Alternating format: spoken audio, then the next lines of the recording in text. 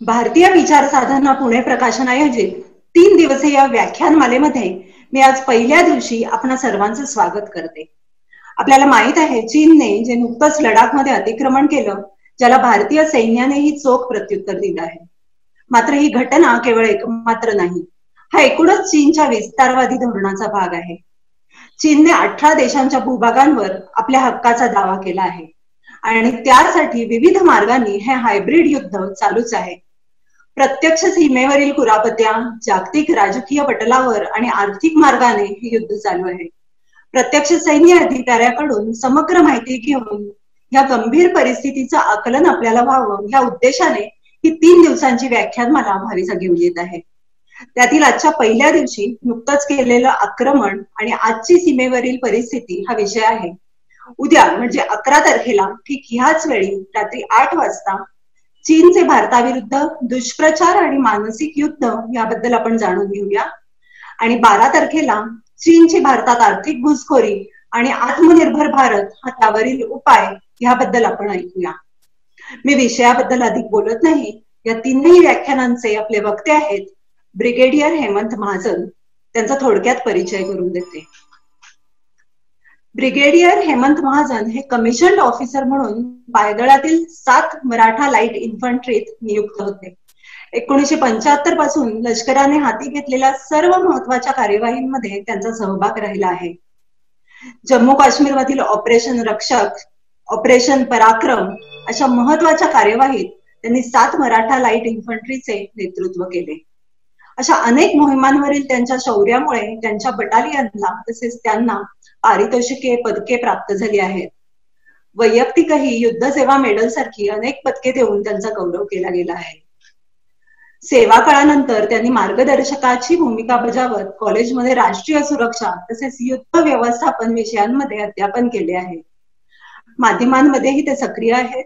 वृत्तपत्रीय लेखन, विविध चॅनल्सवरील चर्चासत्रे आणि वादविवाद यांमधील त्यांचा सहभागही आपण पाहिला आहे। भाविसाचे ते एक सन्माननीय लेखक असून भाविसातर्फे त्यांचे बांगलादेशी घुसखोरी हे महत्वाचे पुस्तक प्रकाशित आहे। ह्या परिचयाबरोबरच मी महाजन सरांचेही स्वागत करते। व्याख्यानाला सुरुवात करण्यापूर्वी एक छोटे निवेदन करते, कारण आजच्या कार्यक्रमाचा शेवट लगेचच व्याख्यान संपल्यावर होईल। भारतीय विचार साधना ही राष्ट्रहित सर्वतोपरी हे तत्व डोळ्यासमोर ठेवून राष्ट्रीय विचारांच्या साहित्य प्रकाशनामध्ये गेली 35 वर्षे कार्यरत आहे। भारतीय संस्कृती, कला, विज्ञान, राष्ट्रीय व्यक्तिमत्वांची चरित्रे, बाल साहित्य, संघ साहित्य, अनुवाद अशा विविध प्रकारांची पुस्तके भाविसाकडून प्रकाशित आणि वितरित होत आहेत। करमणुकीला प्राधान्य न देता वैचारिक साहित्य निर्मिती करून वाचकासमोर आदर्श ठेवणे, वैचारिक दिशा दाखवणे आणि त्याद्वारे राष्ट्र निर्मितीत आपला लहानसा वाटा उचलणे या भूमिकेतून आम्ही कार्यरत आहोत। अधिक माहितीसाठी आमची www.bhavisa.org या वेबसाईटला तसेच फेसबुक पेजलाही जरूर भेट देत राहा। सध्याच्या काळात हे साहित्य आपल्यापर्यंत सुलभतेने पोहोचवण्यासाठी आम्ही एक नवी संकल्पना घेऊन येत आहोत। त्याबद्दल मी माहिती न सांगता आपण एक लहानशी क्लिप बघूयात आणि ह्या क्लिप नंतर लगेचच व्याख्यानाला सुरुवात होईल। त्यामुळे मी इथेच आपली रजा घेते। धन्यवाद। भारतीय विचार साधना ही प्रकाशन संस्था राष्ट्रीय विचारांच्या साहित्याची निर्मिती करते। भारतीय संस्कृती, कला, विज्ञान, राष्ट्रीय व्यक्तिमत्वांची चरित्र अशा अनेक प्रकारची सुमारे 675 पुस्तकं पुण्यातील भारतीय विचार साधना अर्थात भाविसानं प्रकाशित केली आहेत। कोविड प्रतिबंधाच्या काळात आपल्या वाचकांच्या सेवेत भाविसानंही न्यू नॉर्मलशी जुळवून घेत आपल्या वाचकांसाठी सर्व पुस्तकं डिजिटल स्वरूपात आणली आहेत। www.bhavisa.org या वेबसाईटवर केवळ 500 रुपये नोंदणी करून भाविसाच्या ई लायब्ररीतील सर्व पुस्तकं आपण वाचू शकता। ही प्रमोशनल ऑफर आहे।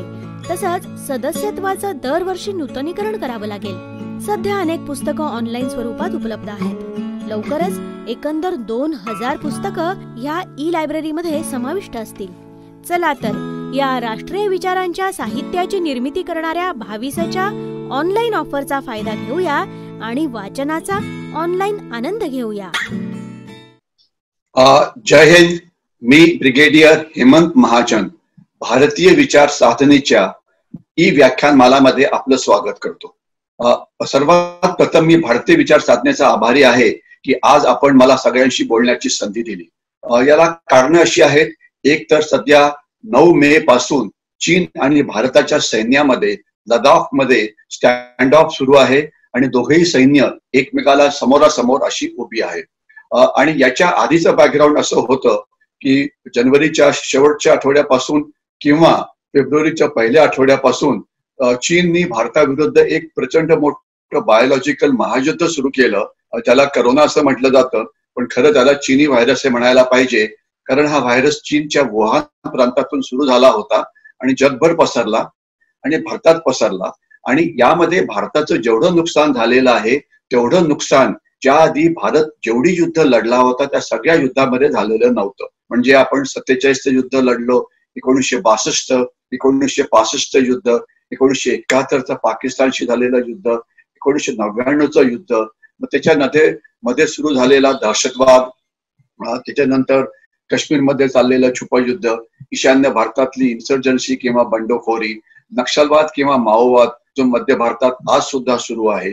या सगळ्या जेवढ्या हिंसात्मक कारवाया झाल्या या सगळ्यांना जरी आपण बेरीज केली त्यामध्ये जेवढं देशाचं नुकसान झालं त्याच्याहून जास्त नुकसान या करोना किंवा या चीनी व्हायरसमुळे झालं. तर आपल्याला हे अगदी साफ कळायला पाहिजे की हा जो व्हायरस आहे हे चीननी भारताविरुद्ध चालवलेलं महायुद्ध आहे आणि याची व्याप्ती 3ऱ्या महायुद्धाहून सुद्धा जास्त आहे.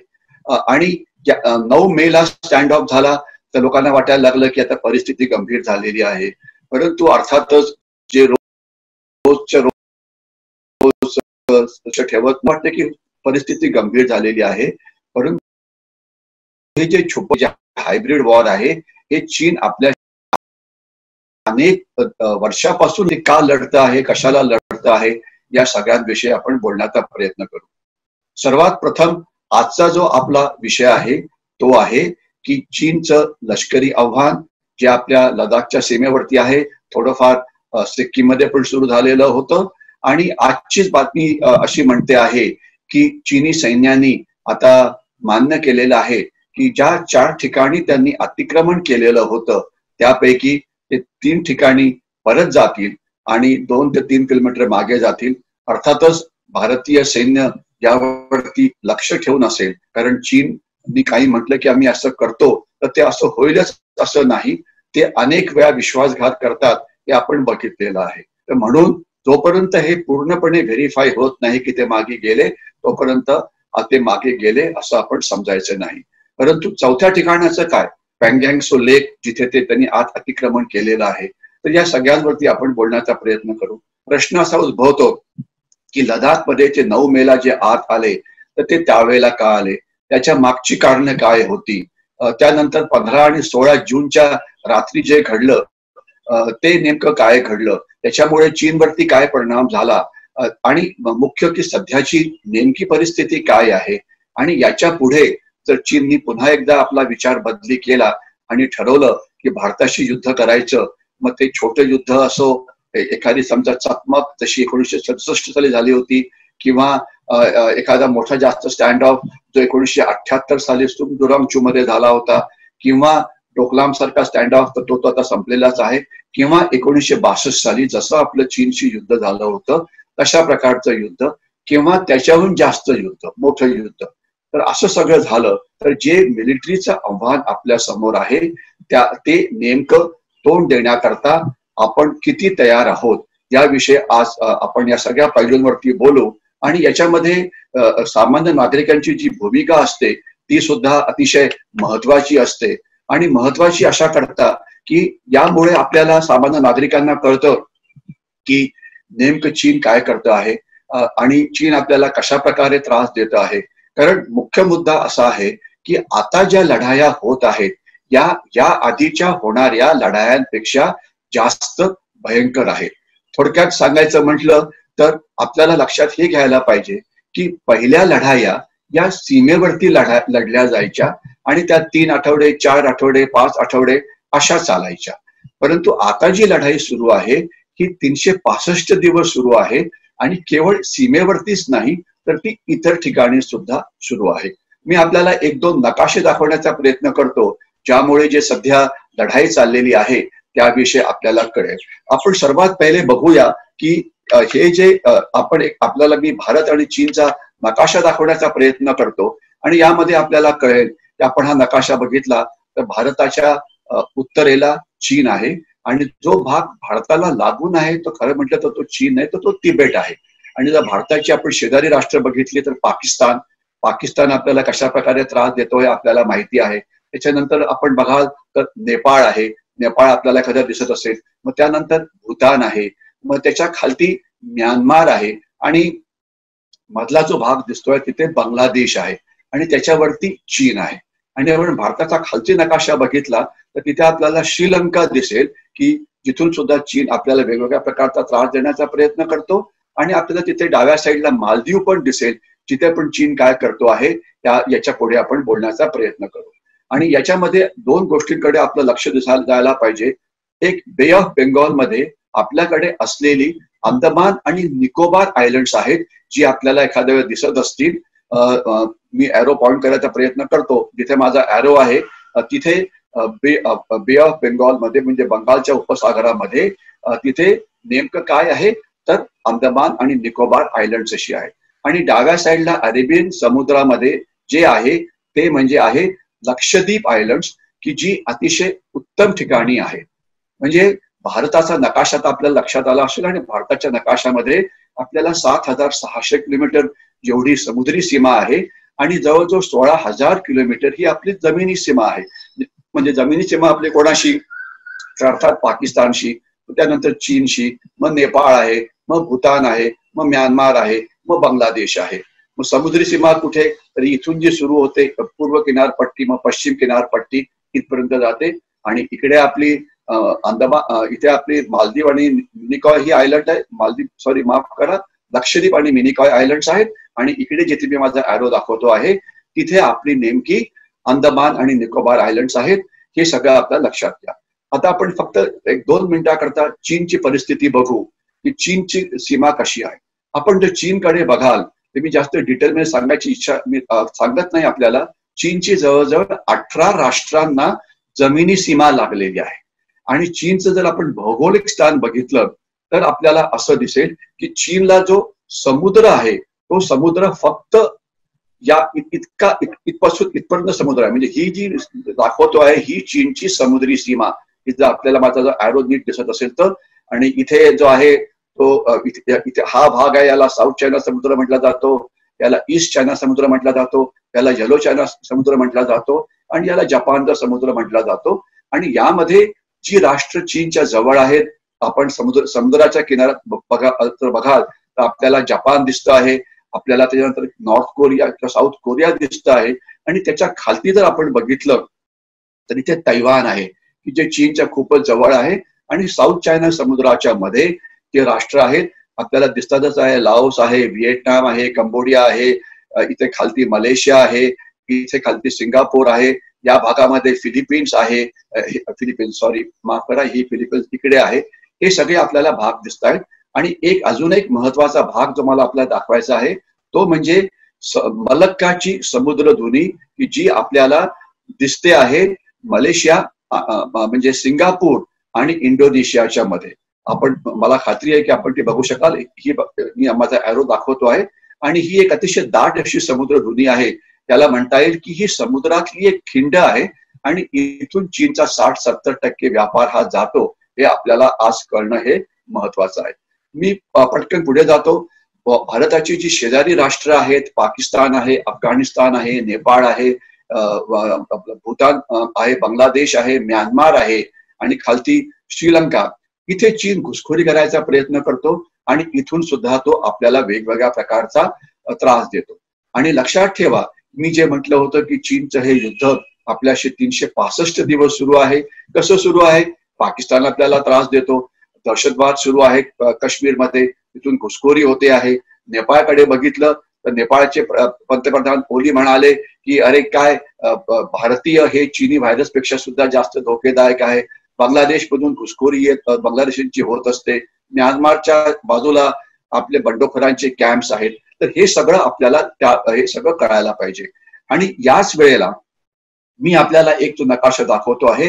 काही लोक म्हणतात की चीन हा भारताला चारी बाजूनी घेरण्याचा प्रयत्न करतो आहे. जमिनी सीमा तर मी आपल्याला दाखवली, आता मी आपल्याला समुद्री सीमा दाखवतो.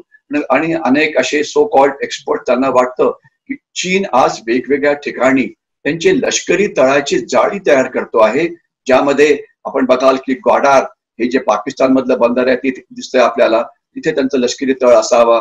मग इथे श्रीलंकेच्या खालती हंबनतोटा नावाचं बंदर आहे, ते त्यांना आता 99 वर्षाकरता मिळालंय, तिथे त्यांचं लष्करी तळ असावा. मग बांगलादेशमध्ये चितगांग आहे, आपण बघत असाल चितगांग दिसतंय तिथे, तिथे त्यांचा लष्करी तळ असावा. आणि हे बघा चितगांव. आणि इथे म्यानमारमध्ये सितवे नावाचं बंदर आहे, तिथे त्यांचा लष्करी तळ असावा. आणि तर म्हणून ते भारताला घेरता आहेत का? अजिबात नाही. याला हे जे त्यांचं तळाचं जाळं म्हटलं जातं, खरं म्हटलं तर हा त्यांचा सगळा व्यापारी रूट आहे. आणि चीनचा जो निळाने दाखवला जातो, आणि जवळजवळ चीनचा 60 ते 70% व्यापार इथून जातो. त्याच्यामुळे जर कधी लढाई झाली तर मलक्काच्या समुद्रधुनीमध्ये आपल्याला तो निळा आहे दिसत असेल तर आपण त्यांना नक्कीच अडवू शकतो, हे आपल्याला कळायला पाहिजे. आणि इथेच मी आपल्याला सांगू इच्छितो, पुष्कळांना वाटतं की चीन तुमच्या विरुद्ध टू फ्रंट वॉर करेल, म्हणजे ज्या वेळेला चीन तुमच्याशी लढेल त्याच वेळेला पाकिस्तान सुद्धा तुमच्याशी लढण्याचा प्रयत्न करेल. परंतु जर टू फ्रंट वॉर तर भारतावर लादलं गेलं तर ते चीनवरती लादलं जाऊ शकतं का? नक्कीच. चीनवरती आपण टू फ्रंट काय, थ्री फ्रंट काय, अनेक फ्रंट वॉर हे लादू शकतो. आणि याकरता मला आपल्याला चाणक्य नावाचे जे आपले विद्वान होते त्यांनी जे हजारो वर्षापूर्वी म्हटलं होतं त्याची आठवण मी आपल्याला करू इच्छितो. ते म्हणाले होते की शत्रूचे शत्रू हे आपले मित्र असतात. तर चीनचे शत्रू कोण? चीनचे शत्रू एक तर जपान आहे, इथे साऊथ कोरिया आहे, आणि मग ही साऊथ चायना समुद्रातली राष्ट्र, ज्यामध्ये थायलंड आहे, ज्यामध्ये मलेशिया आहे, ज्यामध्ये इंडोनेशिया आहे, फिलिपिन्स आहे, तैवान आहे. तर हे सगळे आपले मित्र आहेत, हे लक्षात ठेवायला पाहिजे. आणि जर चीननी जर आपल्या विरुद्ध टू फ्रंट वॉर किंवा थ्री फ्रंट वॉर सुरू केलं तर आपण पण अशाच प्रकारचं लढाई ही सुरू करू शकतो. मी आता या सगळ्या विषयात बोलत नाही, कारण आपल्याला याच्याविषयी जास्त बोलायला वेळ नाहीये. परंतु मी आता आपल्याला एवढंच सांगू इच्छितो की जर मला जमलं तर मी आपल्याला एक अजून नंतर एक नकाशा दाखवण्याचा प्रयत्न करीन, ज्यामध्ये लडाखचा नकाशा मी आपल्याला दाखवण्याचा प्रयत्न करीन. ते मला आता लगेच दाखवता येईल की नाही मला हे माहिती नाही, परंतु त्याचा तो पण प्रयत्न मी करायचा प्रयत्न करतो. पण आता आपण सरळ आता जे लष्करी आव्हान चीनचं आहे त्याविषयी आपण बोलण्याचा प्रयत्न सुरू करू. त्याविषयी आपण बोलू आता. लष्करी आव्हान कसं आहे? चीननी याच्या आधी आपल्याला लष्करी आव्हान केव्हा दिलं होतं? आपल्याला आठवत असेल की सर्वात पहिलं चीन आणि भारताचं युद्ध 1962 साली झालं. आणि आता लष्करी आक्रमणाचा इतिहास चीन आणि भारताचा आपल्याला सांगण्याचा प्रयत्न करतो आहे. तर 65 साली पहिलं युद्ध झालं, 4 आठवडे चाललं, आणि अनेकांना असं वाटतं की या युद्धामध्ये आपला पराभव झाला. परंतु ते बरोबर आहे का? तर थोडक्यात अजिबात बरोबर नाही. तो लष्करी पराभव नव्हता, तो आपल्या त्यावेळेच्या राजकीय नेतृत्वाचा मनामध्ये झालेला परिणाम होता. कारण का मी असं का म्हणतो आहे? कारण सरळ आणि साफ आहे, 1962 मध्ये आपल्याकडे 3.5 लाख सैन्य होतं, आणि त्यामधलं फक्त आपण 10% सुद्धा कमी सैन्य या भागामध्ये लढाई करता वापरलं. 1962 ची लढाई 2 भागामध्ये लढली गेली.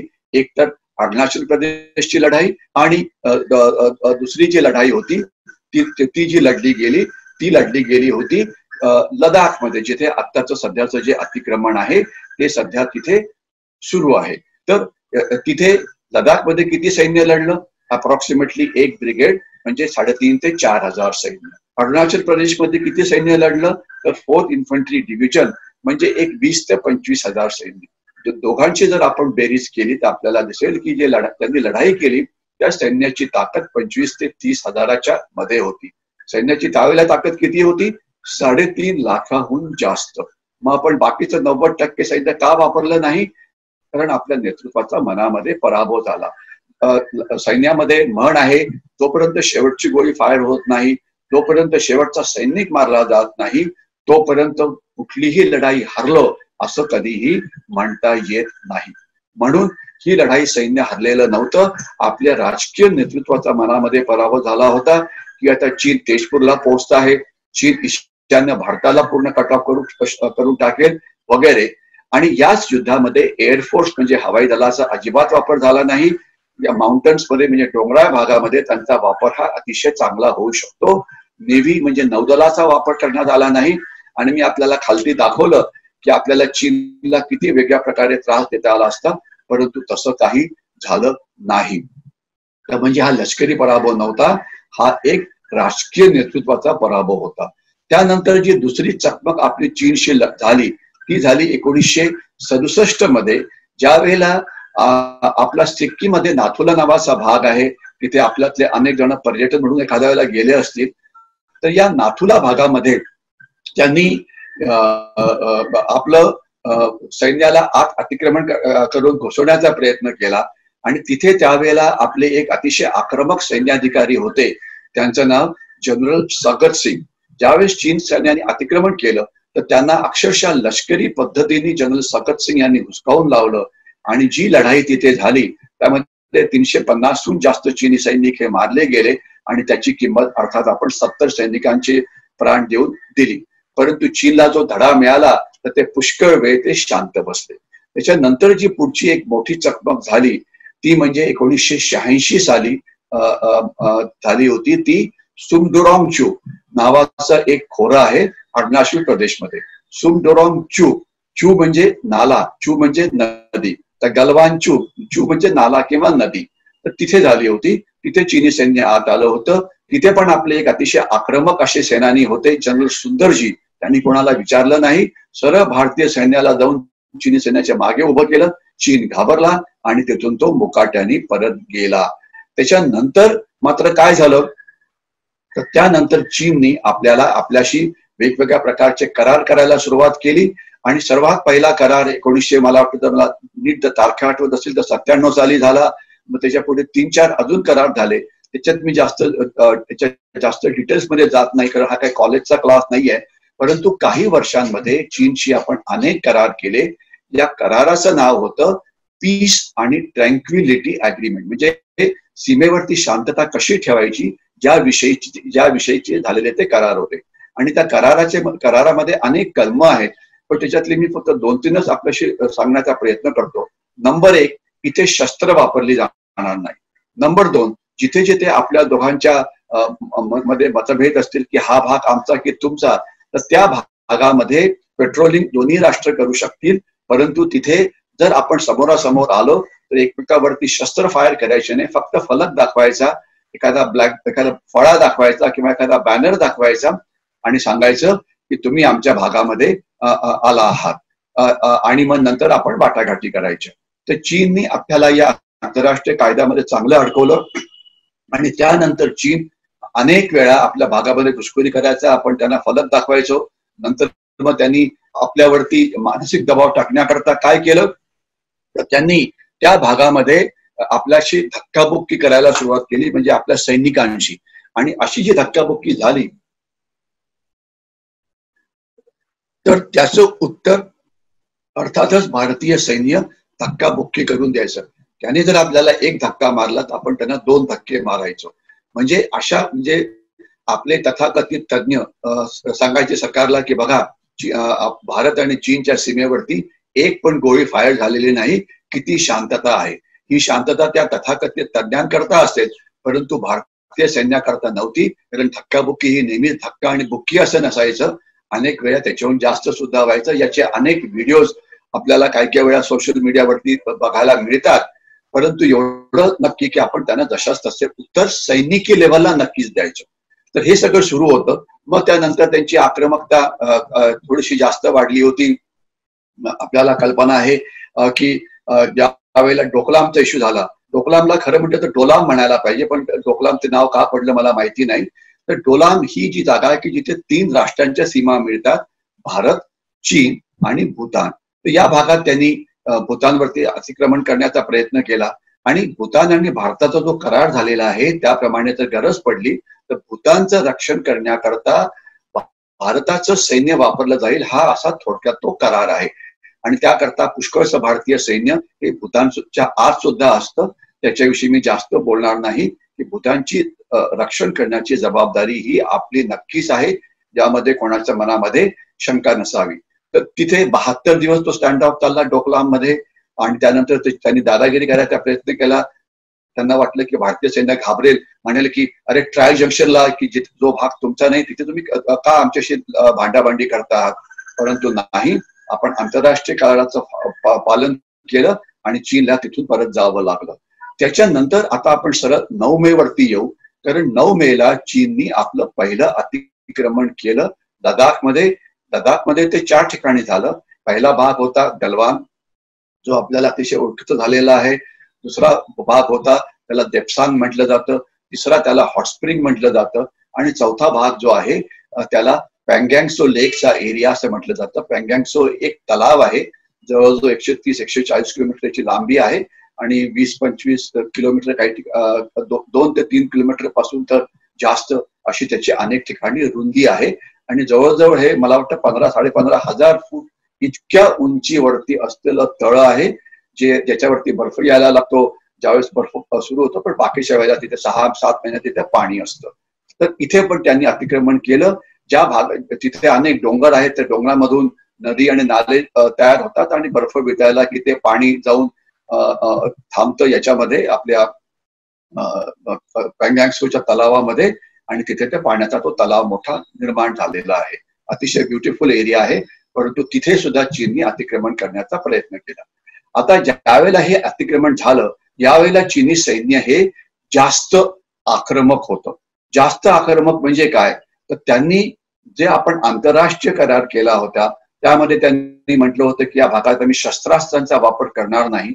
त्यांनी मात्र या भागामध्ये ज्यावेळेस ते यावेळेला आले, हाताबरोबर आपल्या बरोबर ते दंडे घेऊन आले होते, म्हणजे काठ्या, आपल्या बरोबर ते लोखंडी खांब म्हणजे कांबा घेऊन आले होते. त्या दंड्यांवरती तार वगैरे लावलेलं होतं. आणि त्यांनी ज्यावेळेस पहिल्या वेळा त्यांना भारतीय सैन्याने थांबवण्याचा प्रयत्न केला, तर त्यावेळेस त्यांनी दंड्याच्या मदतीने भारतीय सैन्यावरती हल्ला केला. अर्थातच आपण करार पाळणारे अतिशय ऑनेस्ट असा देश, आपण असे काही दंडे आपल्या जवळ ठेवलेले नव्हते आणि त्यामुळे पहिल्या वेळा आपण नक्कीच जास्त जखमी झालो. परंतु त्यानंतर आपण प्रत्येक वेळेला चीनला जशास तसे असं उत्तर दिलं आहे, यामध्ये काही डाऊट नको. कारण अनेक वर्तमानपत्रामध्ये असं दाखवलं होतं की अरे बिचारे भारतीय सैनिक, त्यांच्यावरती दंड्याने हल्ला केला. भारतीय सैनिक बिचारे नाहीत, ते जशास तसे कसे उत्तर द्यायची त्यांना कल्पना आहे. आणि जर आपला एक भारतीय सैनिक जखमी झाला असेल तर आपण त्याच्या दुप्पट किंवा तिप्पट चीनी सैनिकांना जखमी केलं आहे, यामध्ये कोणाच्याही मनामध्ये शंका नको, हे मी आपल्याला पुन्हा एकदा क्लिअर करू इच्छित होते. बिचारे वगैरे हा शब्द भारतीय सैनिकांकरता नाही. आणि भारतीय सैनिक, अनेक जण म्हणतात की 20 भारतीय सैनिक मारले गेले, त्यांना सांगा की अहो चीनी सैनिक मारले गेले त्याच्याविषयी पण बोला ना. 54 चीनी सैनिक मारले गेले आणि अनेक शेकडो जखमी झाले, त्याच्याविषयी कमी बोलतात आणि फक्त भारतीय सैनिक जखमी झाले आणि भारतीय सैन्यांवरती अन्याय होत असं दाखवलं जातं. तसं नाही. भारतीय सैन्य स्वतःचं रक्षण करण्याकरता समर्थच आहे, परंतु सीमेचं रक्षण करण्याकरता सुद्धा समर्थ आहे. तर 9 मेला हा स्टँड ऑफ सुरू झाला आणि त्यावेळेला काही म्हणजे एक्सपर्टना असं वाटलं की अरे म्हणजे जसं झालं डोकलामच्या वेळेला की ते थांबतील आणि मग असं मग आपण बोलत राहू आणि मग ते परत जातील. परंतु यावेळेला त्यांची आक्रमकता ही जास्त होती. 15 आणि 16 जूनला काय झालं हे याविषयी, ज्याला आपण गलवानची लढाई असं म्हटलं जातं, त्याच्या विषयी बोलण्याच्या आधी मी आपल्याला एक 5 मिनिटं हे एक्सप्लेन करू इच्छितो की जी भारत आणि चीन सीमा आहे ती म्हणजे ज्याला LAC म्हटलं जातं, लाईन ऑफ ऍक्च्युअल कंट्रोल, ती इतर सीमांपेक्षा कशी वेगळी आहे. म्हणजे भारताची सीमा आहे अर्थातच पाकिस्तानशी, की जी जम्मूच्या खालची जी सीमा आहे त्याला इंटरनॅशनल बॉर्डर म्हटलं जातं, जी पंजाब राज्याला लागली आहे, राजस्थानला लागलेली आहे आणि गुजरातला लागलेली आहे आणि जम्मूला तर लागलेलीच आहे. तर ती इंटरनॅशनल बॉर्डर आणि त्याच्यावरती जो लाईन जाते त्याला LOC म्हणजे लाईन ऑफ कंट्रोल म्हटलं जातं.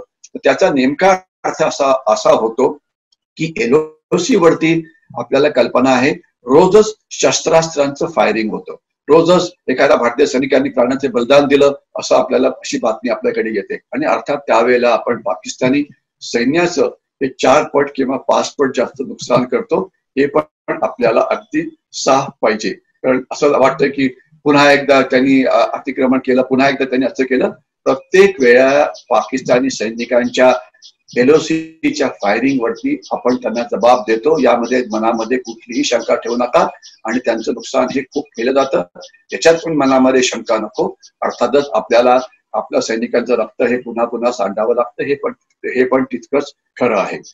तर ही LOC वरती फायरिंग होतं, परंतु जसं मी मगाशी म्हटलं LAC वरती फायरिंग हे होत नाही. LAC म्हणजे लाईन ऑफ ऍक्च्युअल कंट्रोल.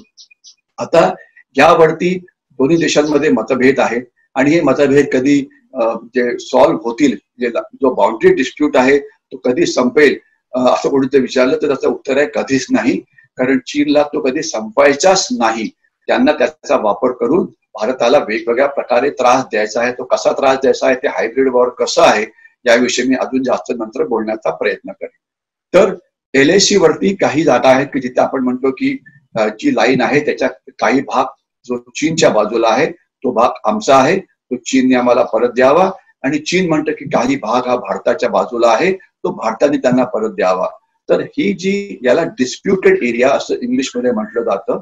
आणि डिस्प्युटेड एरिया जेवढा जिथपर्यंत तो जातो, ती जी लाईन असते जिथपर्यंत जमीन त्यांना पाहिजे, त्याला एक क्लेम लाईन म्हणजे आम्हाला इतका भाग पाहिजे अशी असलेली लाईन म्हणून म्हटलं जातं. डिस्प्युटेड एरिया आणि क्लेम लाईन.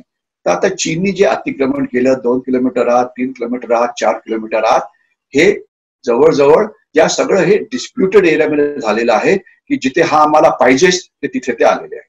आणि आंतरराष्ट्रीय कराराप्रमाणे ते जसे आले आपल्याला दिसलं, लगेचच त्यांना भारतीय सैन्याने थांबवलेलं आहे. इथे होतं काय की इथे आपल्याला म्हणजे आंतरराष्ट्रीय करारामुळे आपण इथे रस्ते पण बांधत नव्हतो, आपण तिथे आपले डिफेन्सेस म्हणजे खंदक किंवा बंकर्स असे तयार करत नव्हतो. त्यामुळे आपलं चीनचं सैन्य दिसायला लागलं की आपण पळत पळत जाऊन त्यांना थांबवण्याचा प्रयत्न करायचो. त्यामध्ये अर्थातच त्याला अर्धा एक तास वेळ लागेलच. परंतु मुख्य सर्वात जे आपला तिथे वीक पॉइंट होता ते म्हणजे त्या भागात आपल्याकडे नसलेले रस्ते. चीनचे रस्ते हे पूर्ण चीन समुद्र पोहोचले होते अगदी सीमेपर्यंत येऊन. मात्र आपले जे रस्ते आहेत ते मात्र सीमेपर्यंत पोहोचलेले नव्हते. आणि आपले काही घाबरट म्हणजे ऍडव्हायसर्स, घाबरट लोक सांगायचे की नाही आपण या भागात रस्ते बनवायला नको, कारण चीनला राग येईल. आणि चीनला राग येईल म्हणून रस्ते बनवायचे नाही. रस्ते बनले नसल्यामुळे आपण जर चीनी सैन्याला थांबवायचं म्हटलं अतिक्रमण करताना, तर अर्थातच आपल्याला जास्त वेळ लागेल. काही ठिकाणी तर पोहोचायला 5-5, 6-6 दिवस लागायचे, तोपर्यंत चीनी सैन्य हे तिकडनं मागे गेलेलं असायचं. तर म्हणजे हे अशा प्रकारचा हा उंदीर आणि मांजराचा खेळ हा या ठिकाणी सुरूच असतो. म्हणजे जवळजवळ 300-400 वेळा अशा प्रकारची अतिक्रमण वेगवेगळ्या भागामध्ये होत असतात. हे आपल्याला अगदी साफ कळायला पाहिजे. ते आपल्याला दिसलं की आपण लगेच त्यांना थांबवतो आणि त्यांना मागे ढकलण्याचा प्रयत्न करतो. हे सत्य गोष्टी आपल्याला माहिती पाहिजे. आता LAC वरती फायरिंग होऊ शकत नाही, मग नेमकं काय करायचं? तर आपल्याला म्हणजे शस्त्र असून सुद्धा आपण त्याचा वापर करू शकत नाही. आज लडाखमध्ये 3 ठिकाणी चीनी सैन्य परत जाणार आहे. पँगँग लेक मध्ये बसून ते जाणार नाहीये. तर त्यांच्यावरती आपण हल्ला करून त्यांना बाहेर काढू शकतो का? त्याचं उत्तर आहे की मिलिटरीली हे नक्कीच शक्य आहे, परंतु आंतरराष्ट्रीय कायद्यामुळे आपले जे हात बांधले गेले होते, आता असं म्हटलं जातं की आता भारतीय सैनिकांना स्वतःच आत्मरक्षण करण्याकरता जर शस्त्रांचा वापर करावा लागला तर ते करावा असं त्यांना सांगण्यात आलेलं आहे. तर बघूया असं नेमकं ते म्हणजे जमिनीवरती त्याच्यावरती कशा प्रकारे कारवाई केली जाते. तर LAC विषयी मी आपल्याला सांगण्याचा प्रयत्न केला, अतिक्रमण कसं जरी सांगण्याचा प्रयत्न केला. आणि आता मी 15-16 जूनला नेमकं काय घडलं त्याच्याविषयी बोलण्याचा प्रयत्न करीन. फक्त त्याच्या आधी मी 2 मिनिटं पुन्हा एकदा आपल्याला सांगू इच्छितो की चीनी सैन्य ज्यावेळेस सगळं जग महायुद्धात अडकलेलं आहे, बायोलॉजिकल वॉरफेअर मध्ये किंवा जैविक युद्धामध्ये, तर त्यांनी लडाखमध्ये अतिक्रमण का केलं, याला कारण काय होती? तर ही कारणं मी पहिले आपल्याला सांगतो आणि मग गलवानची जी लढाई झाली त्याच्याविषयी आपण बोलण्याचा प्रयत्न करू. कारण नंबर 1 असं होतं, आणि ते सर्वात महत्वाचं कारण आहे, की चीन भारताला स्वतःचा नंबर 1 शत्रू समजतो, किंवा नंबर 2 म्हणता येईल. अमेरिका नंबर 1 झाला आणि भारत नंबर 2. कारण भारत हे एक असं एकुलते एक राष्ट्र आहे की जे चीनच्या लष्करी अतिक्रमणाला तोंडास तोंड देतं आणि त्यांना हुसकावून लावतं. बाकी अशा प्रकारची अतिक्रमण अनेक ठिकाणी होत आहेत. साऊथ चायना समुद्रामध्ये होत आहेत. 17-18 देशांच्या तिथे आत ज्यांना जमिनी सीमा लागलेल्या आहे चीनच्या, तिथे झालेलं आहे. पण यांची हिंमत झाली आहे का? त्या देशांची हिंमत झाली आहे का? अजिबात नाही. नेपाळ आपल्याशी भांडतं आहे की हा रस्ता आपण तो बांधलाय तो आमच्या भागेत आहे, परंतु त्यांना हे पण माहिती की त्यांच्याच भागात चीनने अतिक्रमण केलं आहे रस्ता बनवताना. त्याच्याविषयी त्यांची बोलण्याची हिंमतच नाहीये. आणि त्याचप्रमाणे समुद्री अतिक्रमण जे साऊथ चायना समुद्रामध्ये होत आहे तिथे राष्ट्रांची काही बोलायची हिंमतच नाहीये. मग ते इंडोनेशिया असो की फिलिपिन्स असो की असो. आता अर्थात त्यांनी भारताचं प्रत्युत्तर बघून आता बोलायला तर सुरुवात केलेली आहे, परंतु लष्करी ताकद वापर करण्याची त्यांची अजून हिंमत राहिलेली नाहीये. तर ते एक मुख्य कारण होतं. आणि दुसरं, चीनला भारताला प्रतिस्पर्धी म्हणून पुढे येऊ द्यायचं नाही. तर भारतात शांतता राहिली तर भारताचा विकास होईल आणि भारत आर्थिक प्रगती एवढी करेल की तो चीनचा एक प्रतिस्पर्धी बनेल. म्हणून भारताला चीनला पाकिस्तानच्या मदतीने भारतीय उपखंडामध्ये दहशतवादामध्ये, नक्षलवादामध्ये, हिंसात्मक आंदोलनामध्ये अडकवून ठेवायचं आहे, ज्यामुळे चीनला पुढे जायला वेळ मिळेल आणि भारत आणि भारतीय एकमेकाच्या भांडणात फक्त ते गुंतलेले असतील. तर हे दुसरं महत्वाचं कारण. मग लोकल कारणं अनेक होती की 2014 पासून आपण आता या भागात रस्ते बनवायला सुरुवात केलेली आहे. रस्ते पाहिजे कारण रस्त्याचा फायदा काय होतो, त्यामुळे सैन्याची हालचाल सोपी होते. दारुगोळा लागला तर तो जाऊ शकतो. सैन्याला एका ठिकाणून दुसऱ्या ठिकाणी जर हलवायचं असेल तर ते होऊ शकतं. त्याच्याशिवाय चीनी अतिक्रमणाला आपल्याला प्रत्युत्तर हे पटकन देता येऊ शकतं. तर हे सगळे फायदे आहेत रस्त्याचे. तर तो आता रस्ता बांधला गेला 270 किलोमीटरचा की जो लेह पासून सुरू होतो, पँगँग तो लेक पासून तो जाऊन मग गलवान आणि गलवानच्या मागून म्हणजे तो दौलत बेग ओल्डी या ठिकाणी पोहोचतो. आणि त्याच्यातला अर्धा रस्ता हा जी LAC आहे त्याला समांतर आहे, म्हणजे त्याला पॅरलल आहे.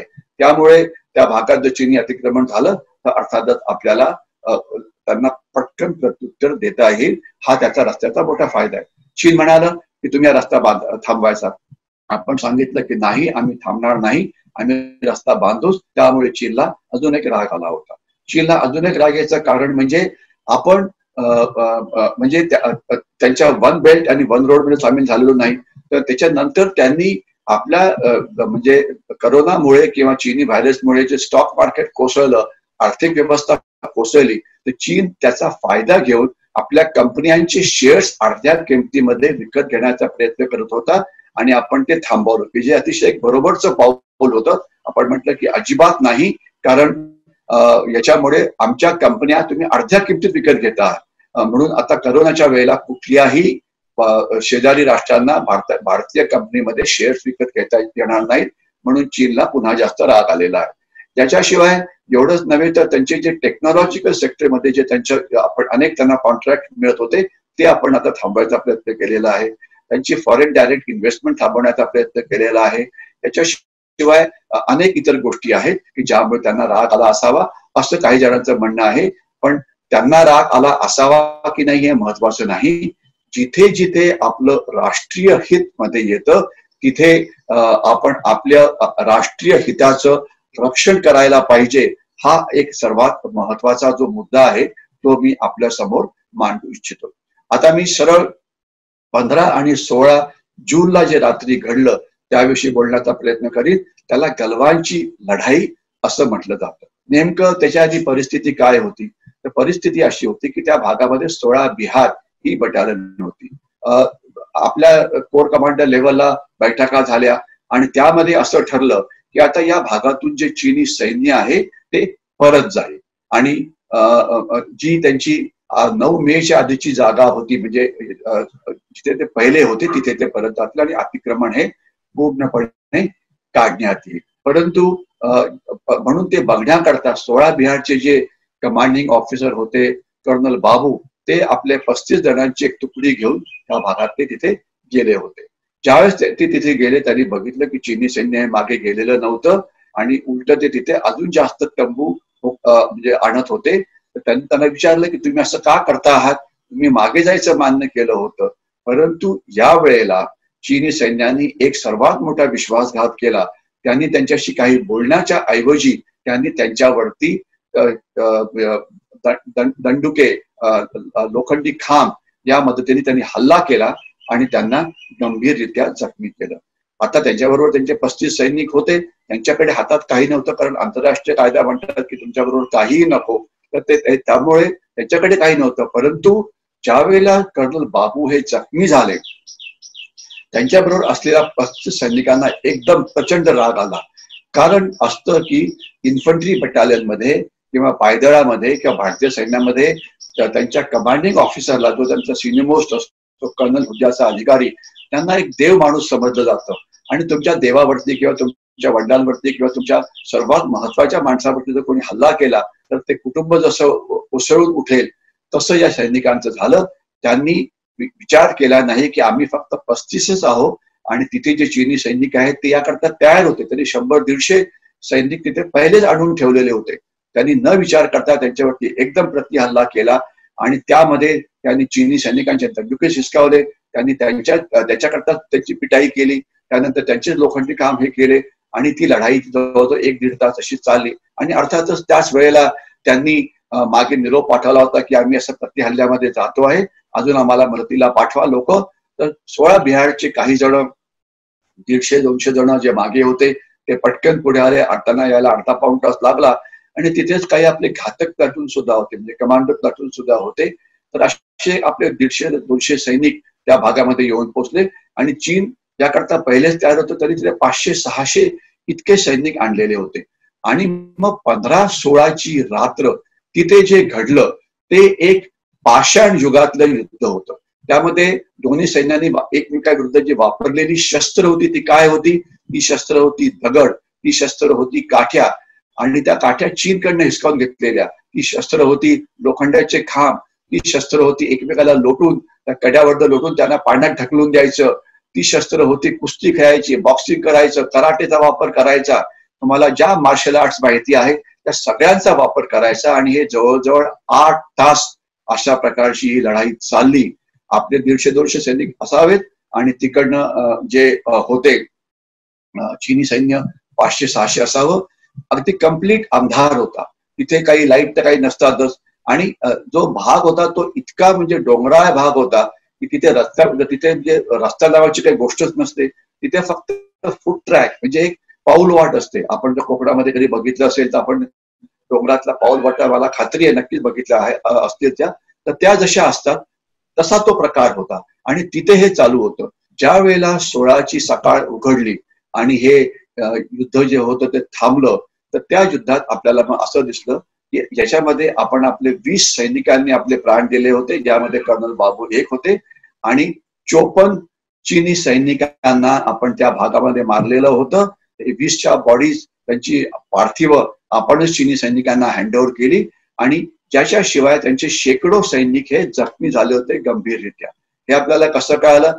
आपण एक तर डोळ्यांनी बघितलं, दुसऱ्या जखमी सैनिकांना मागे घेऊन जाण्याकरता तिथे एवढ्या मोठ्या संख्येने चीनी हेलिकॉप्टर्स आली की त्यांना तिथे यायचं काहीच काम नव्हतं. हे सगळं दिसलं. आणि अर्थात त्यांची जे इंटरसेप्ट जे ते रेडिओ सेटवरती बोलतात त्यामध्ये सुद्धा हे पुढे आलं. तर अशा प्रकारे गुप्तहेर माहिती, रेडिओवरती त्यांच्या बातमी ऐकणं, त्यांच्या हेलिकॉप्टर्सना बघणं आणि स्वतः त्यांच्या फिजिकली बॉडीज त्यांना हँडओव्हर करणं, या सगळ्यांमुळे ही जी नेमकी संख्या आहे त्या संख्येविषयी ती संख्येचा आपण अनुमान हा लावलेला आहे. परंतु आपल्याकडचे काही भारतीय किंवा पण चीननी ते जाहीरच केलं नाही. अरे कुठलंही सैन्य आमचे जास्त सैनिक मारले गेले असं कधी जाहीर करेल का? या लोकांना विचारा की असं कधी होतं का? कधीच होणार नाही. कारण ते लपवण्याचा प्रयत्न करतात की असं काही झालंच नाही म्हणून ते. परंतु ते झालं. आणि याचं एक सर्वात मुख्य उदाहरण की जे चीनी जनरल होते, ज्या चीनी जनरलनी हे सगळं नियोजन केलं होतं, त्यांना गलवानच्या लढाईनंतर बडतर्फ करण्यात आलं. जर ही लढाई चीनच्या दृष्टीने जर चांगली लढाई असती तर त्यांना बडतर्फ केलं असतं का? अर्थातच अजिबात नाही. त्यांना बडतर्फ हे केलं गेलं नसतं. परंतु ते बडतर्फ झाले. याच्यावरनं त्यांनी केवढी मोठी चूक केली. त्यांना वाटलं की आपण जर कमांडिंग ऑफिसरला जर मारलं भारतीय सैन्याच्या, तर बाकीचे भारतीय सैनिक घाबरून जातील आणि मग ते न लढताच पळून जातील आणि आम्ही पुन्हा या भागामध्ये ही लढाई जिंकू. परंतु तसं झालं नाही. आणि या लढाईमध्ये अजून एक दोन गोष्टी आपल्याला कळायला पाहिजे. अंधाराच्या रात्रीमध्ये आपले काही सैनिक त्यांच्या भागात जाऊन पोहोचले होते, त्यांचे काही आपल्याकडे आले होते, त्यांच्या काही सैनिकांना आपण पकडलं, आपल्या काही सैनिकांना आपण त्यांच्या सैनिकांना आपण पकडलं, आपल्या सैनिकांना त्यांनी पकडलं आणि नंतर मग अर्थातच त्यांना परत करण्यात आलं. आणि आपण जे सैनिक त्यांचे पकडले होते त्यामध्ये एक त्यांचे कमांडिंग ऑफिसर कर्नल हुद्द्याचे अधिकारी होते. हे लक्षात यायला पाहिजे की आपले कमांडिंग ऑफिसरला ज्यावेळेस मारलं आपण प्रतिहल्ला करून त्याचा बदला घेतला, परंतु चीनचे कमांडिंग ऑफिसर जे पकडले गेले होते त्यांना सोडवण्याकरता कोणीही आलेलं नव्हतं. हा दोन्ही सैन्यातला फरक हा आपल्याला कळायला पाहिजे. तर या लढाईमध्ये नेमकं काय झालं, या लढाईमध्ये शौर्य, धैर्य, टीम स्पिरिट, देशाकरता काहीतरी करायची वृत्ती आणि आक्रमकपणा आणि माहीत होतं की अरे आपल्याकडे शस्त्र आहेत, आपल्याकडे दंडुके पुरेसे नाहीत, आपल्याकडे दगड पुरेसे नाहीत, कारण आपण लढाई करता तयारच नव्हतो. तर तेच असून सुद्धा आपण त्यांच्यावरती आक्रमक हल्ला करून चीनी सैन्याला हलवलं. आणि आपल्याला लक्षात असायला पाहिजे की 1978 साली चीनी सैन्य शेवटची लढाई लढलेलं होतं, त्यानंतर त्यांना लढण्याचा अनुभव नाही आणि 78 नंतर पहिल्या वेळा चीनी सैनिकांचं रक्त हे चीनी सीमेवरती सांडलं गेलं. त्याच्यामुळे तो चीनला लागलेला हा एक अतिशय प्रचंड असा मोठा धक्का होता. तर हा धक्का तो त्यांना बसला, तर त्याच्यामुळे मग नंतर ठरलं की पुन्हा वाटाघाटी वगैरे. आणि यामध्ये अजून एक गोष्ट जी ऍड झाली ती एक 3-4 मागच्या शुक्रवारची गोष्ट आहे की ज्या वेळेला अचानक भारताचे पंतप्रधान जे आहे ते लडाखमध्ये जाऊन पोहोचले, भारतीय सैन्याला तिथे भेटले, सैनिकांना भेटले, जखमी सैनिकांना त्यांच्याशी त्यांचं बोलणं झालं वगैरे. तर हे हा एक चीनला दिलेला एक मोठा मेसेज होता.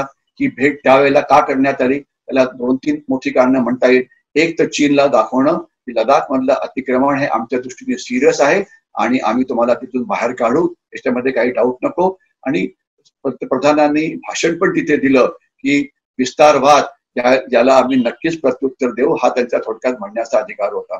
ते आपल्या ज्यावेळेस तिथे गेले तर त्यांच्याबरोबर कोण होतं, त्यांच्या बरोबर जे होतं ते सगळं सैनिकी नेतृत्व, म्हणजे chief of defence staff general Bipin Rawat, chief of army staff general Naravane, northern army commander general Joshi, त्यांना 99च्या युद्धामध्ये वीर चक्र मिळालेलं होतं.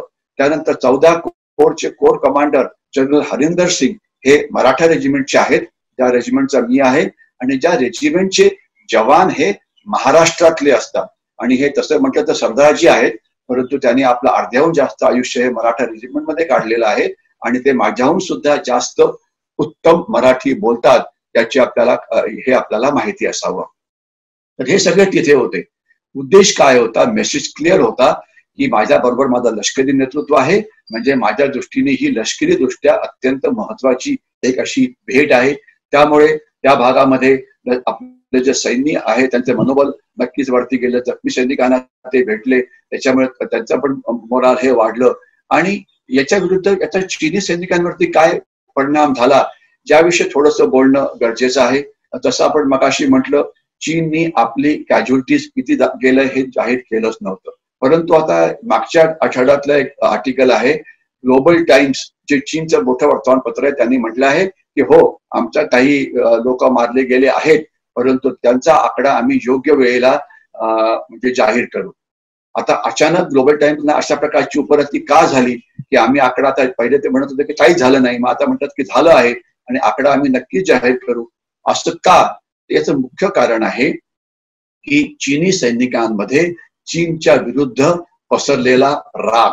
हा राग कशामुळे आहे, जे भारतीय सैनिकांनी आपल्या प्राणाचे बलिदान दिलं त्या दिवशी 20 जण त्यांची शव पार्थिव ही त्यांच्या गावात पाठवण्यात आली, त्यांना पूर्णपणे राजकीय सन्मानाने आणि लष्करी सन्मानाने त्यांच्यावरती अंत्यसंस्कार करण्यात आले. त्याला टीव्ही चॅनल्सनी पूर्णपणे कव्हर केलं आणि हजारो लाखो लोक त्यांच्या या अंत्यसंस्काराकरता तिथे प्रेझेंट होते. सगळ्या देशांनी त्यांना मानवंदना दिली. परंतु चीनी सैनिकांचं काय, जे मारले गेले होते त्यांच्यावरती चुपचापपणे अंत्यसंस्कार हे करण्यात आले. त्यामुळे त्यांच्या कुटुंबियांना प्रचंड राग आहे की अरे माझा भाऊ मारला गेला, माझा नवरा मारला गेला, माझा मुलगा मारला गेला, आणि त्याला चीन नावाचं राष्ट्र त्याचा शेवटचा सुद्धा म्हणजे जो हे मान द्यायला पाहिजे ते पण द्यायला तयार नाहीयेत. त्यामुळे त्या सैनिकांच्या कुटुंबियामध्ये खूपच राग आहे. एवढंच नव्हे तर आज चीनमध्ये जवळजवळ 80 लाखहून जास्त रिटायर्ड सैनिक आहेत की जे आपलं तर नॉर्मल जीवन चीनमध्ये जगतायत. त्यांच्यात सुद्धा प्रचंड राग पसरलेला आहे की अशा प्रकारे तुम्ही हे का लपवत आहात? या सैनिकांना जो मान मिळायला पाहिजे, देशाकरता प्राण दिले म्हणून, ते तुम्ही का देत नाहीये? तर त्याच्यामुळे चीनची जी सोशल मीडिया आहे, ज्याला वैभव असं म्हटलं जातं, तिथे सुद्धा प्रचंड राग आहे. आणि यामुळे एकदम ग्लोबल टाइम्सला खूप रती झाली की अरे हो, आमच्या कॅज्युअल्टी झालेल्या आहेत, आम्ही त्या योग्य वेळेला आम्ही त्याच्याविषयी नक्कीच बोलू. आता मला अजून एक पुढच्या 5 मिनिटांमध्ये थांबवावं लागेल, तर मी आपल्याला काही इतर गोष्टी सांगण्याचा प्रयत्न करतो की भारतीय सैन्य आणि चीनी सैन्याची जर आपण तुलना करायची म्हटली तर काय कशी करता येईल, आणि जर समजा 62 सारखी लढाई झाली तर त्याकरता आपण किती तयार आहोत. मी पहिले म्हटलं होतं, पुन्हा एकदा रिपीट करतो की आपण चीनचं कुठलंही लष्करी आक्रमण ला तोंड देण्याकरता आणि त्यांना जशाच तसे उत्तर देण्याकरता तयार आहोत, यामध्ये कोणाच्याही मनामध्ये शंका नको. परंतु तरी पण आपण त्याची एक तुलना करू. आणि माझ्याकडे मी ज्यावेळेस पुढच्या भाषणमालेत ज्यावेळेस आपल्याशी बोलेन त्यावेळेला मी नेमका भारत आणि चीन सीमेचा जो नकाशा आहे तो आपल्याला दाखवण्याचा प्रयत्न करीन, आणि लडाखचा पण एक नकाशा आपल्याला दाखवण्याचा प्रयत्न करीन, ज्यामुळे आपल्याला हे जास्त चांगलं कळेल. तर भारत चीन सीमा जी आहे ही 3 भागामध्ये वाटता येईल. एक तर अरुणाचल प्रदेश आणि सिक्कीमला लागलेली सीमा, जिथे भारताचं जवळजवळ 1.5 लाख सैन्य हे पहिलेच तयार आहे. तिथे आपले डिफेन्सेस म्हणजे खंदक आणि बंकर्स हे पहिलेच तयार आहे. त्यामुळे तिथे जेवढं चीनी सैन्य भांडण्याकरता किंवा लढाई करता येऊ शकेल त्यांना आपण अगदी प्रॉपर उत्तर हे देऊ शकतो, याच्यामध्ये कोणाच्या मनामध्ये शंका नको. जो मधला भाग आहे त्याला सेंट्रल सेक्टर म्हटलं जातं, म्हणजे भारत चीन सीमा, जिथे आपले राज्य आहेत हिमाचल प्रदेश आणि उत्तराखंड. जोशीमठला कधी आपण एखाद्या वेळा गेला असेल यात्रेकरता, जोशीमठ, केदारनाथ, बद्रीनाथ हे सगळी जागा त्या ठिकाणी आहे. तर तिथे सुद्धा आपलं 60,000हून जास्त सैन्य आहे. जेवढं चीनी सैन्य तिथे येईल त्याला आपण अतिशय चांगल्या पद्धतीने त्यांना पराभूत करू शकतो. याच्याशिवाय जो वरचा भाग आहे त्याला लडाख म्हटलं जातं. याच्याविषयी मी 2 मिनिटं आपल्याला बोलण्याचा प्रयत्न करीन. एक तर लडाख मधला ज्या सीमा आहे त्या 2 राष्ट्रांना लागू आहे. चीनला तर लागू आहे, ज्याला आपण LAC म्हणतो, आणि दुसरी पाकिस्तानला पण लागू आहे, जिथे पाकिस्तानचा गिलगिट आणि बाल्टिस्तान भाग तिथे आहे. आणि एक अशी मध्ये बातमी येत होती की पाकिस्तानने तिथे सैन्य आणलेलं आहे, ज्यामुळे म्हणजे 2 फ्रंट वॉर हे पाकिस्तान सुरू करू शकतं. मगाशी मी म्हटलं होतं त्याची काळजी नको. तर पाकिस्तानने जर कधी लढाई करायचा प्रयत्न केला तर ते इतके रक्तबंबाळ होतील की म्हणजे त्यांची अतिशय वाईट अवस्था होईल. पाकिस्तान विषयी आपण नंतर केव्हा तरी पुन्हा एकदा नक्कीच बोलू, कारण पाकिस्तानचं आव्हान हे अनेक वर्ष हे चालूच राहणार आहे. तर ही जी सीमा आहे याची उंची जवळजवळ 14,000 फूट ते 16,000 फूट एवढी आहे. तिथे 6 महिने अतिशय प्रचंड प्रमाणामध्ये बर्फ पडतो. 30 फूट 40 फूट एवढा तो बर्फ असतो. आणि केवळ 6 महिने ज्यावेळेला बर्फ वितळतो त्यावेळेला तिथे हे अतिक्रमण किंवा अशा प्रकारच्या लढाया त्या तिथे होतात. आणि या भागामध्ये जी लडाखची जी लोकसंख्या आहे ती 5 लाखाच्या आसपास आहे. आणि ते लोक अतिशय भारतीय आहेत, अतिशय भारताला देशाविषयी प्रेम आहे. आणि त्यांना अर्थातच या लढाईमुळे नक्कीच त्रास होणार, कारण जिथे त्यांची जनावरं चरायला जायची, चराऊ जमिनी किंवा ग्रासलँड किंवा असं, त्यांना तिथे आता जाता येत नाही, कारण त्या भागामध्ये आपलं सैन्य आहे. आणि जिथे आपलं सैन्य आहे त्यांना आपण तिथे जाऊ देऊ शकत नाही. तर नरेंद्र मोदी यांची जी भेट होती ती या लोकांना भेटण्याकरता पण होती, ज्यामुळे या लोकांचं मनोबल नक्कीच वरती गेलं. कारण त्यांना असं वाटत होतं की भारताच्या मीडियामध्ये, भारताच्या टीव्हीवरती कोणीही लडाखच्या जनतेविषयी बोलायला तयारच नाहीये. अरे तुम्ही आमच्या मागे आहात की नाही? उलट काही लोकांनी त्यांना फक्त अजून जास्त घाबरवण्याचा प्रयत्न केला की अजून चीनी आत आले तुम्हाला कसं होईल.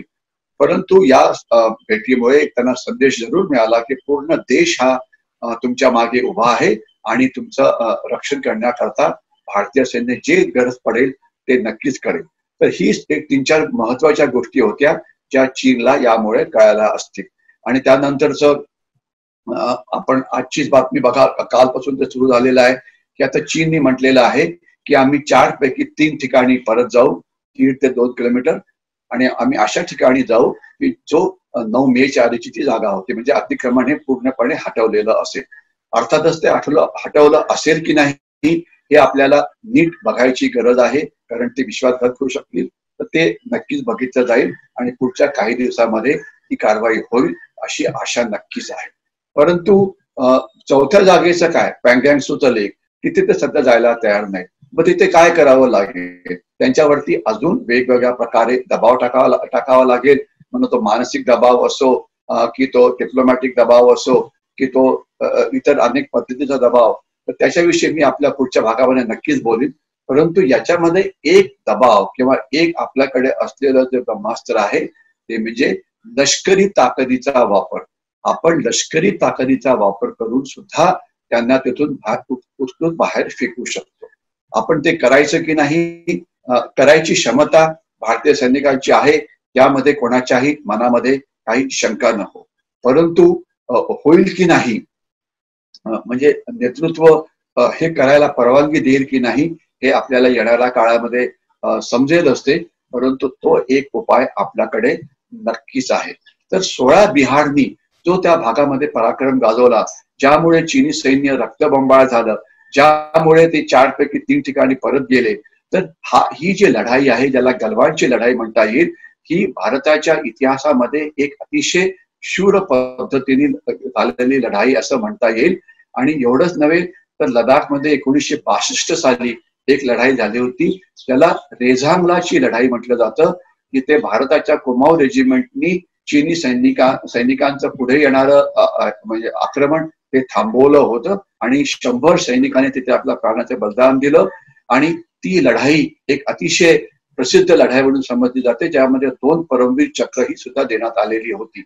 तर ज्या वेळेला इतिहास लिहिला जाईल त्यावेळेला गलवानच्या लढाईला रेझांगलाच्या लढाईच्या बरोबर त्याची तुलना केली जाईल की तिथे आपले सैनिक कसे लढले. म्हणजे जर आपल्याला आठवत असेल की मराठ्यांच्या इतिहासामध्ये एक प्रतापराव गुजरांचं एक हे आहे की ज्यावेळेस तो बेहलोल खानावरती हल्ला करतो त्यावेळेला तो फक्त 7 जणांना येऊन हल्ला करतो.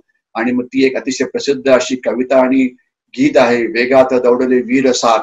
आपल्याला त्याची कल्पना असेल. तसाच प्रकार इकडे झालेला होता. माहिती होतं की आपण कमी आहोत, ते जास्त आहेत, आपण मारलो जाऊ, आपण जखमी होऊ, आपण पकडलो जाऊ. परंतु त्याचा विचार न करता आपण चीनला तिथे रक्तबंबाळ केला आहे. आणि हे सगळ्या जगाला पण कळालेलं आहे. हे जगाला कळल्यामुळे आता जगाचं सुद्धा मोराल वरती गेलेलं आहे. आणि आता आपल्याला गंमत दिसत असेल की ज्या वेळेला फिलिपिन्सच्या समुद्रामध्ये चीनची जहाजं आली, फिलिपिन्स म्हणाले त्यांना की तुम्ही परत जा. जपानच्या समुद्रामध्ये एक चीनी पाणबुडीने प्रवेश केला, लगेच जपानने आपली जी फायटर एअरक्राफ्ट आहेत ती आकाशात उडवली त्या चीनी पाणबुडीचा पाठलाग करण्याकरता. अर्थात ते पळून गेले ती गोष्ट वेगळी. त्याच्यानंतर अशाच प्रकारची कारवाई इंडोनेशिया करताय, अशाच प्रकारची कारवाई इतर करतायत. तर याच्यामुळे नक्कीच चीनच्या विरुद्ध जी आक्रमकता आहे ती नक्कीच इतर देशांची ती आता वाढलेली आहे. आता वेळेच्या अभावी मी काही लष्करी ऍस्पेक्ट जे कव्हर करू शकलो नाही त्याच्याविषयी मी पुढच्या मध्ये बोलण्याचा प्रयत्न करीन की चीनचं लढाईचं नेतृत्व कसं आहे, चीनचे जे सैनिक आहेत त्यांची लढण्याची क्षमता किती आहे, भारतीय सैनिकांच्या लढण्याची क्षमता किती आहे, त्याच्यानंतर भारतीय नेतृत्व हे कसं आहे, शस्त्रसज्जता आपली कशा प्रकारची आहे. परंतु जसं मी म्हटलं पहिले, पण काही पण झालं तरी त्याला प्रत्युत्तर देण्याकरता आपण नक्कीच तयार आहोत. त्याच्यामध्ये तुम्हाला कोणाच्याही मनामध्ये शंका नसाव्या. परंतु या लढाईशिवाय जे लष्करी अतिक्रमण आहे किंवा लष्करी लढाई आहे त्याच्याशिवाय चीन आपल्याशी अनेक वेगवेगळ्या पद्धतीने लढत आहे. आणि त्यामधले 2 विषयांविषयी आपण येणाऱ्या पुढच्या भागामध्ये नक्कीच बोलू. एक म्हणजे चीनचं भारताविरुद्ध चाललेलं प्रोपगंडा वॉर, त्याला तुम्ही अपप्रचार युद्ध म्हणू शकता, दुष्प्रचार युद्ध म्हणू शकता, डिसइन्फॉर्मेशन वॉर म्हणू शकता, सायकोलॉजिकल वॉर म्हणू शकता. त्याचा मुख्य उद्देश असा आहे की भारतीयांच्या मनावरती मानसिक दबाव टाकायचा आणि त्यांना सांगायचं की तुमची चीनशी लढण्याची हिंमत नाही, तुमची ताकद नाही, तुमच्या लष्कराची ताकद कमी आहे, की जे की असत्य आहे. आपण चीनशी लढण्याकरता पूर्णपणे तयार आहोत. तरी मानसिक लढाई, सायकोलॉजिकल वॉर, प्रोपगंडा वॉर कशा प्रकारे लढलं जातं याविषयी आपण पुढच्या येणाऱ्या भागामध्ये बोलू. आपण कसं लढतो आहे, सध्याची परिस्थिती काय आहे आणि येणाऱ्या दिवसामध्ये अजून जास्त काय होऊ शकेल. त्यानंतरचा तिसरा भाग जो आहे तो आहे चीनचं भारतावरती चालू असलेलं आर्थिक आक्रमण. पहिले ही आर्थिक घुसखोरी होती, मग ते आर्थिक आक्रमण झालं, त्याला काही व्यापार युद्ध म्हणतात.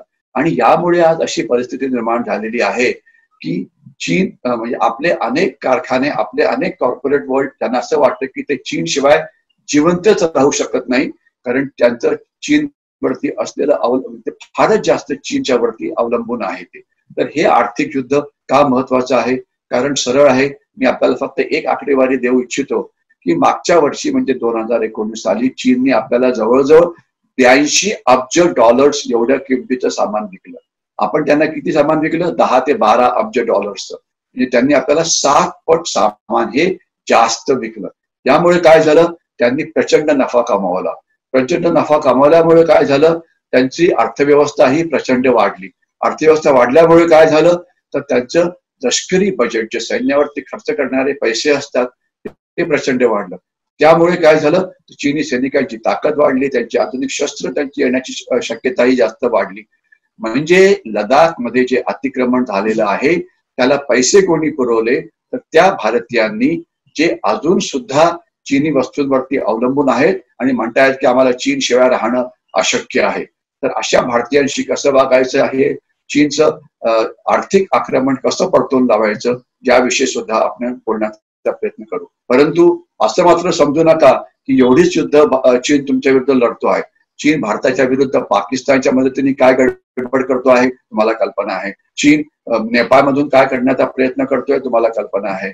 चीन म्यानमार मधून ईशान्य भारतातल्या बंडखोरांना कसा मदत करतोय त्याची आपल्याला कल्पना असेल. चीन मध्य भारतामध्ये जे माओवादी आहेत त्याचं खूपच आपल्या मीडियामध्ये कौतुक केलं जातं. अर्बन नक्षलचा शब्द सुद्धा वापरला जातो. ते आपल्याला कसा त्रास देतात, तो हिंसाचार कसा याची आपल्याला कल्पना आहे. आणि त्यांना चीन कशी मदत करतो याची पण आपल्याला कल्पना असावी. म्हणजे लडाख मधलं अतिक्रमण हे चीननी भारताच्या विरुद्ध चालवलेल्या हायब्रिडचा केवळ एक भाग आहे. आणि इतर भागामध्ये प्रोपगंडा वॉर आहे, सायकोलॉजिकल वॉर आहे, डिसइन्फॉर्मेशन वॉर आहे, इकॉनॉमिक वॉर आहे, इकॉनॉमिक सबव्हर्शन आहे, मीडिया वॉर आहे, लीगल वॉर आहे, आंतरराष्ट्रीय कायद्याचा गैरवापर आहे, डिप्लोमॅटिक वॉर आहे. अशी वेगवेगळी युद्ध हे चीन आपल्या विरुद्ध लढतो आहे आणि आपण त्याला बऱ्यापैकी उत्तर देतो आहे. अर्थातच आपण अजून जास्त चांगल्या पद्धतीने उत्तर द्यायला पाहिजे, ती गोष्ट वेगळी. या सगळ्यांविषयी आपण बोलण्याचा प्रयत्न करू. आणि मी आता इथेच थांबतो. आपल्याला जर काही प्रश्न असतील, काही सांगायचं असेल तर आपण ते जरूर आपल्या त्या चॅट आहे त्यामध्ये घालावं, ज्यावरती उत्तर देण्याचा प्रयत्न हा येणाऱ्या भागामध्ये नक्कीच केला जाईल. शेवटी थांबायच्या आधी मी आपल्याला एकच मेसेज देऊ इच्छितो. एक तर आपण भारतीय सैन्याला मदत करू शकता. भारतीय सैनिकांच्या मागे उभं राहून त्याकरता चीनवरती आपल्याला 100% आर्थिक बहिष्कार हा टाकावाच लागेल आणि ज्यामध्ये प्रत्येक सामान्य नागरिकाची भूमिका ही महत्वाची आहे. नंबर 2, तो प्रोपगंडा वॉर चीन करता आहे त्याला बळी पडू नका. आपण स्वतःच्या देशाचं रक्षण करण्याकरता समर्थ आहोत, त्याची आपल्याला काळजी नको. एवढे 2 मेसेजेस देऊन मी इथेच थांबतो. पुन्हा आपण उद्या भेटू दुसऱ्या विषयावरती बोलण्याकरता. तोपर्यंत जय हिंद.